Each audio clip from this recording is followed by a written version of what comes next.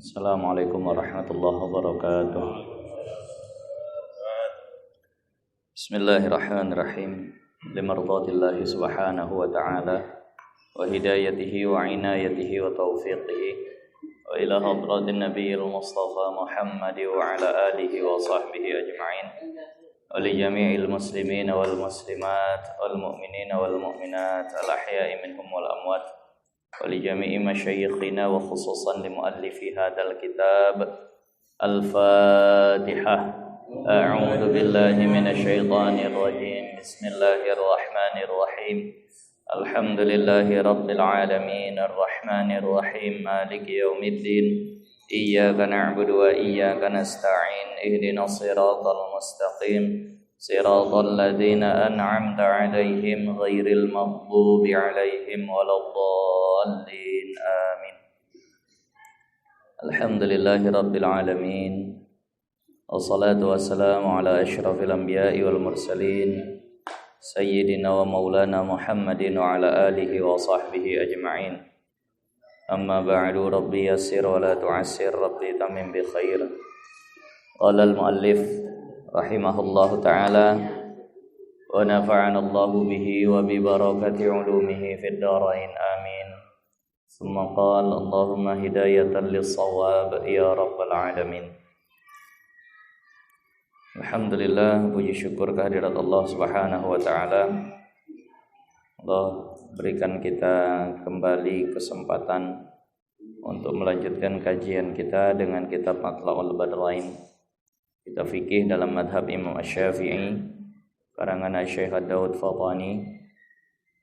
Yang pembahasan malam ini lanjutan dengan pembahasan kitab fikih munakahat. Fikih munakahat adalah pembahasan yang sangat penting karena masih terus ada, karena memang nikah adalah syariat yang terus ada nanti bahkan sampai di akhirat. Surga dulu ada nikah, surga nanti pun ada nikah, ada berpasang-pasangan. Surga dulu Nabi Adam dengan Siti Hawa. Jadi Nabi Adam dengan Siti Hawa itu menikah di surga. Menikah di surga. Maka nanti pun ketika kita balik ke surga, pulang kampung ke surga, kampung kita surga, kampung kita surga. Itulah hikmah kenapa Nabi Adam disinggahkan ke surga dulu sebelum ke dunia, adalah supaya memang surga itu menjadi kampung kita. Kalau kita dikatakan kampung itu kan tempat lahir. Kampung di mana? Artinya lahir di mana itu sebenarnya gitu. Jadi dulu Nabi Adam itu ditempatkan di surga, nikahan di situ. Sebenarnya sudah tahu Allah bahwa Nabi Adam itu pasti akan turun ke dunia, akan turun ke bumi. Hanya saja skenarionya dibuat. Ketika Allah katakan kepada para malaikat, inni ja'ilum fil jannah atau fil ardi.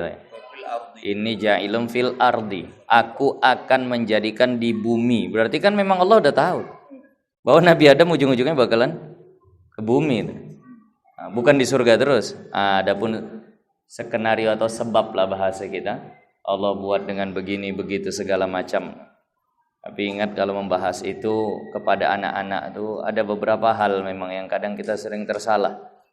Jangan sampai hilang kemaksuman Nabi Adam ketika menceritakan tentang proses termakannya buah khuldi itu. Begitu juga ada mungkinlah beberapa hajat kita sampaikan. Kita lihat di buku anak-anak sekarang ini ketika menceritakan Nabi Ibrahim, itu kesannya Nabi Ibrahim itu nyari Tuhan. Nabi Ibrahim awalnya nyembah bulan kan gitu. Awalnya nyembah bintang, lalu ternyata ada bulan, nyembah bulan, ada matahari, ternyata matahari pun hilang. Wah, bukan Tuhan. Apa mungkin Nabi Ibrahim itu nyembah yang lain selain Allah? Itu yang harus diluruskan tuh.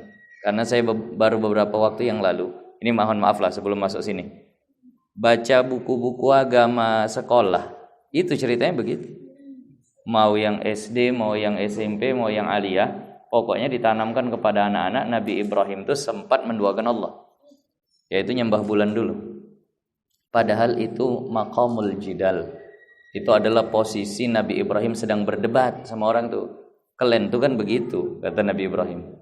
Kalian nyembah bintang, terus kalian bilang lah, oh ini Tuhan kami nih. Oh ternyata berubah, ada bulan. Oh ini Tuhan kami, berubah lagi. Itu maksudnya Nabi Ibrahim sedang memberi contoh. Nah, kepada orang yang sedang diajaknya bicara. Bukan Nabi Ibrahim seperti itu. Maka baca kitab tafsir, jangan terjemahannya aja. Kalau terjemahan begitu nih. Kalau kitab tafsir itu beda. Jadi hati-hati jangan sampai anak-anak menyangka bahwa Nabi Ibrahim itu sempat kafir, sempat menduakan Allah. Nah, kalau orang-orang Wahabi memang tak segan orang itu bilang begitu. Orang Wahabi Nabi Muhammad pun mereka katakan sempat sesat. Wa wajadaka dhallam fahada. Kami dapati engkau itu dulu sesat. Jadi Nabi Muhammad itu dulu pun akidahnya belum lurus. Sesat. Nah, ini perlulah kalau kita menceritakan kisah-kisah Nabi ini diluruskan. Nabi Adam itu banyak takwilan ulama. Banyak takwilan ulama tentang itu. Tentang makannya buah khuldi Nabi Adam tadi.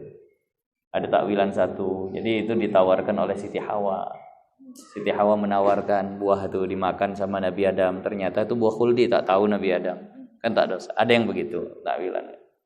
Ada yang takwilan lagi dengan bahwasannya Nabi Adam itu termakan sumpah palsu. Bagaimana di ayat itu setan mengatakan, nah, tidaklah Tuhan kalian melarang kalian berdua untuk makan buah ini kecuali kalian akan menjadi malaikat. Wa qasamahuma, dan setan bersumpah demi Allah kepada keduanya. Nah, jadi Nabi Adam ini korban sumpah palsu. Nah, dimakan ternyata sumpah setan itu palsu. Kalau ada orang bersumpah, nah, terus dipercayai, yang salah yang bersumpah, bukan yang percaya. Gitu. Nah, jadi dari situ ada juga takwilan, banyak takwilan ulama tentang tetap memaksumkan Nabi Adam. Itu yang perlu dikasih tahu ke anak-anak. Jadi jangan sampai Nabi Adam juga pernah bikin dosa begitu. Nah, ini hati-hati. Nabi Adam menikah di sana. Nah, disinggahkan ke surga supaya kita memang kampung kita surga lagi. Nah, nanti di surga pun akan menikah lagi. Maka pelajari bab nikah. Nah, semua orang Islam pasti akan punya pasangan. Tak dapat pasangan di dunia, dapat pasangan di akhirat. Tenang aja lah. Nah, jangan kira, aduh jangan mati dulu lah belum kawin. Nah, matilah nanti kawin. Nah, itu. Kalau perempuan juga bakalan dapat pasangan. Tak ada perempuan tak berpasangan di akhirat. Semua yang meninggal pasti akan dapat pasangan. Mana pula dia di rumah kenikmatan begitu sendirian saja. Kalau perempuan akan dipasangkan kepada yang memang layak baginya. Mungkin kepada ulama-ulama, mungkin kepada bahkan dikatakan mungkin kepada para nabi dipasangkan. Kalau ya sesuailah derajat kesalihahannya. Nah, kini kita sampai kepada babu ma yahrumu minan nikah. Bab yang haram dinikahi. Ini bab pada menyatakan barang yang haram daripada nikah. Nah, siapa yang boleh dinikahi, siapa yang tak boleh dinikahi. Nah, dan setengah daripadanya bersalah-salahan jenisnya. Di antara haram nikah itu kalau beda jenis, bukan laki perempuan. Kalau itu memang udah jadi syarat. Beda jenis nih maksudnya, maka tiada harus artinya tidak boleh. Maka tidak boleh bagi manusia berkawin dengan jinniyah, dengan jin. Boleh orang nikah sama jin? Tak boleh. Tak laku lagi dia sama orang, carinya kuntilanak. Dipinangnya kuntilanak pakai ayam hitam apalah segala macam lah sajen yang demam. Tak boleh, tapi itu pun ada khilaf. Yang mu'tamad memang ini. Nah, seperti barang yang difatwa dengan dia oleh Ibnu Yunus. Ini juga pendapat Imam Ibnu Hajar. Imam Ibnu Hajar kata tak boleh orang menikah dengan jin. Tak sah. Nah, dan Ibnu Abdissalam dan juga pendapat dari Al-Imam Ibnu Abdissalam. Tetapi ini berarti ada yang bolehkan nih. Tetapi mengharuskan dia oleh Qomuli, juga Imam Romli di sebagian kitab. Menurut Imam Qomuli dan menurut Imam Romli sah manusia menikah dengan jin. Ada peluang lah. nampak kuntilanak, kasihan dia dipinangnya. Tapi ingat harus sama-sama muslim. Nah, jadi jin kan juga ada yang muslim, ada yang kafir. Kalau muslim nikah sama jin wanita yang muslimah boleh. Nah, silahkanlah. Nah, payah pestanya tuh ya. Gimana nak bikin pestanya kalau nikah sama jin? Di mana nak dibuat? Ngeri orang diundang. Saya teringat dulu ada sempat meriah ke daerah Kuala Tanjung. Iya, daerah Kuala Tanjung.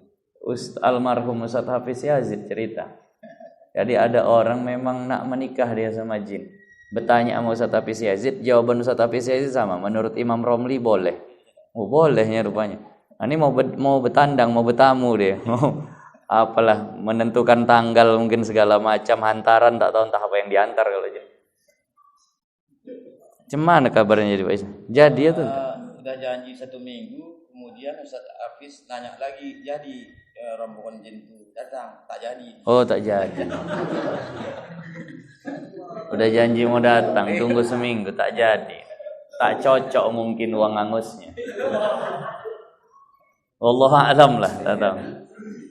Tapi jangan langsung disalahkan mutlak ya. Artinya Imam Romli membolehkan. Itu seru juga kalau mengikuti ceritanya. Kalau seandainya jadi mah cuman diundang mau datang ya, Bu. Duduk berdampingan nama makhluk halus itu, kondangan. Nah, ini kadang kita cerita gini, kita tak tahu kadang ada jin yang ikut mengaji ini. Dengar dia boleh rupanya. Karena kadang jin-jin itu juga ada yang ikut mengaji. Bukan makhluk kasar aja, makhluk halus. Jadi kalau seandainya nih ada jin yang ikut mengaji, tahu hukumnya, jangan terkejut kalau nanti dilamar anak yang majin. Kemarin untuk saya tirhas boleh, kami ikut mengaji. Nah, tapi kan ada yang bilang fatwa tak boleh. Al-khuruj minal khilaf mustahabun. Masih banyak orang kasar masih banyak. Kenapa cari orang halus?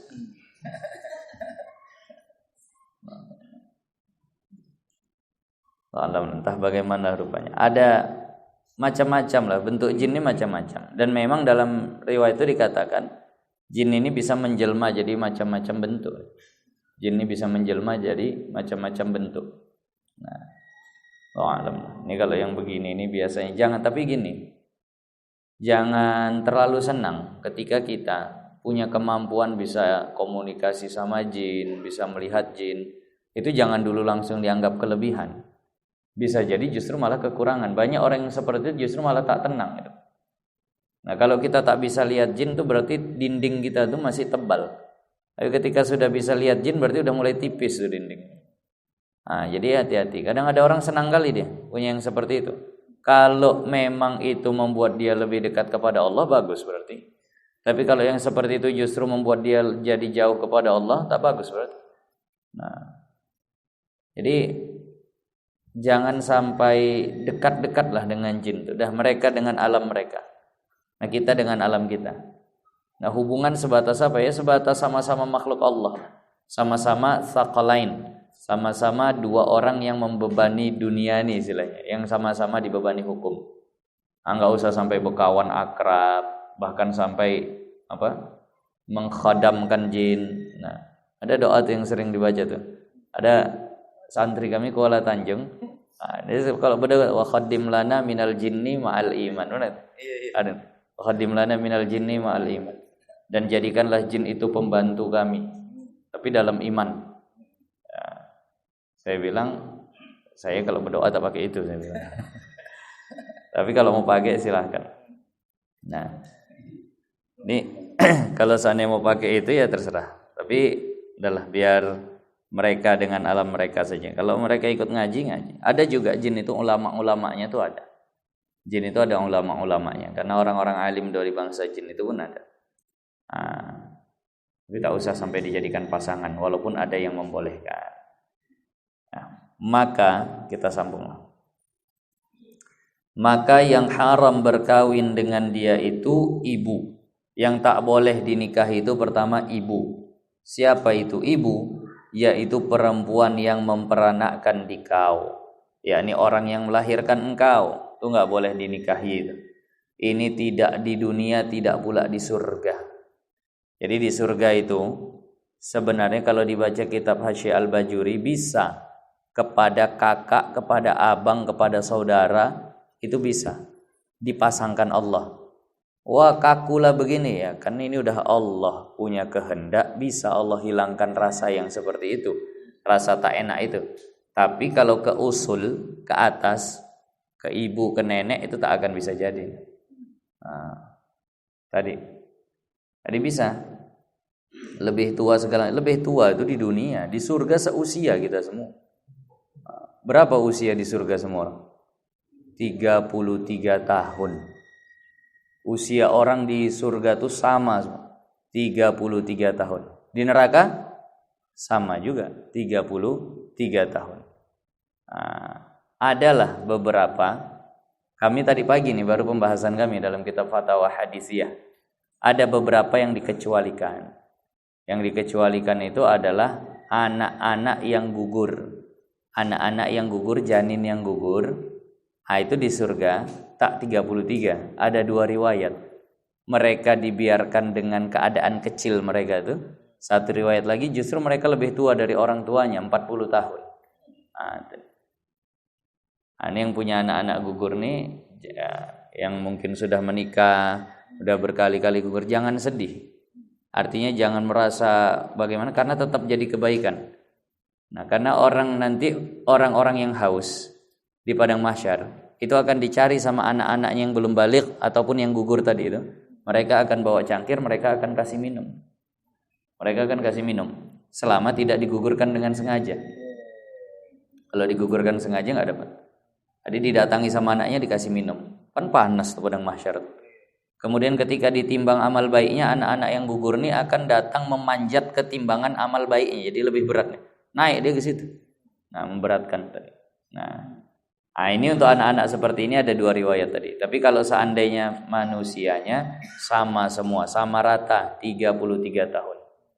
Nah, kadang yang tak dibahas usia bidadari berapa? Nah, usia bidadari. Imam Ibnu Hajar membahas kalau bidadari sesuai keinginan pasangannya. Nak muda dia, nak agak tua dia. Nah, sesuai. Pasangannya mau dia bagaimana, mau yang kecil mau yang besar ada. Nah, jadi akan dipasangkan sesuai dengan keinginan. Nah, kalau kita sama semua, jadi kita sama nenek kita pun sebaya nanti dari segi usia. Nah, kita sama kakek kita sebaya dari segi usia.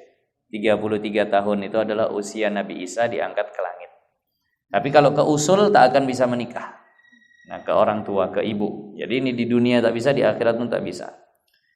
Nah, ibu yang memperanakkan di kau, atau perempuan yang memperanakkan orang yang memperanakkan di kau, atau orang yang melahirkan engkau, nenek. Nah, bahasanya aja sulit, memahaminya gampang. Nenek, orang yang memperanakkan di kau. Nah, sama ada laki-laki atau perempuan, ya maksudnya kakek atau nenek. Nah, ada perempuan lahir anaknya laki ini punya anaknya adalah tuh kita. Nah, itu juga artinya mau nenek dari ibu, mau nenek dari ayah sama. Nah, tetap itu tak boleh. Nah, dengan wasitoh atau tiada. Dengan wasitoh atau tiada. Saya agak lupa penjelasan wasitoh nih. Ini mohon maaf. Saya salah ingat. Karena mungkin ingat saya malam ini toharoh. Malam ini toharoh ingat saya. Rupanya munakahat. Jadi tak sempat baca banyak. Nah, ini kalau di kitab Bajuri ada yang ingat wasitoh nih. Wasitoh ini perantara. Nah, perantara, cuma maksud perantaranya itu apa? Itulah. Itu di kitab Bajuri jelas. Tapi tadi tak sempat. Nah, nanti insyaallah ada kitabnya di HP nih. Nah, jadi nanti terbuka baru kita bahas. Nah, maksud wasitoh banyak nih soalnya terus. Kan ada wasitoh. Nah, jadi baik dengan wasitoh ataupun tiada atau engkau kata atau kau katakan. Nah, setiap perempuan yang kesudahan nasab engkau kepadanya. Jadi setiap perempuan yang kesudahan nasab kita itu kepadanya. Nah, mau ibu ataupun mau nenek ataupun apa, pokoknya yang terus nasab kita itu sampai kepada, dengan wiladah, dengan melahirkan, dengan wasitoh atau tiada. Nah, dengan wasitoh atau tiada. Nah, ini mohon maaf, sambil mencari karena tak enak kalau tak nampak wasitoh nih. Di Bajuri itu jelas. Apa? Ada melompat tadi? Tidak ada pas. Nah, jadi di situ baik dengan wasitoh ataupun tiadanya diulang lagi. Nah, kemudian, jadi orang atau engkau kata tiap-tiap perempuan yang kesudahan nasab engkau kepadanya dengan wiladah, dengan wasitoh atau tiada. Nah, kemudian yang haram berikutnya intinya begini lah. Nenek terus ke atas haram. Mau nenek langsung atau pakai perantara buyut ataupun terus, maka itu haram. Nah, kemudian dan haram anak engkau yang perempuan. Haram anak engkau yang perempuan. Dan yaitu perempuan yang engkau peranakkan dia. Jadi anak perempuan itu haram, anak kita lah. Atau engkau peranakkan orang yang memperanakkan perempuan itu, atau anak dari orang yang kita lahirkan, cucu. Nah, itu pun haram dinikahi. Nah, sama ada laki-laki atau perempuan dengan wasitoh atau tiada. Ini muncul terus wasitoh. Nah, ini mohon maaf agak dibaca di Bajuri. Kalau tak dijelaskan kurang enak.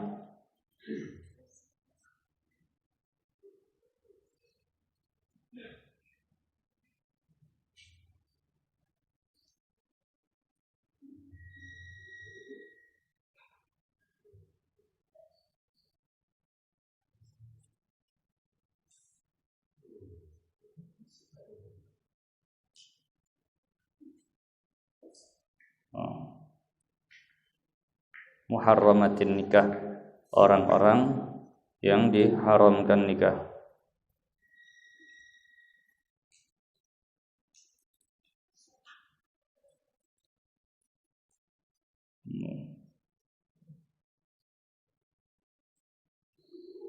Nah, jadi dengan wasithah di sini dikatakan wal muharramatu arba'atu asyara al-um wa in alad Allah bidan taqula kullu unsa waladatka waladaka min waladika dzakaran kana aw unsa, biar nampak wasithahnya apa maksudnya. Man waladat min waladika hiya ummuka majazan wa in syi'ta qulta. Nah,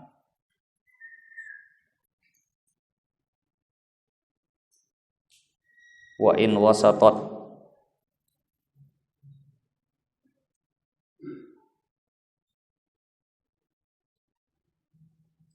karena seharusnya dijelaskan wasithahnya, di sini enggak dijelaskan.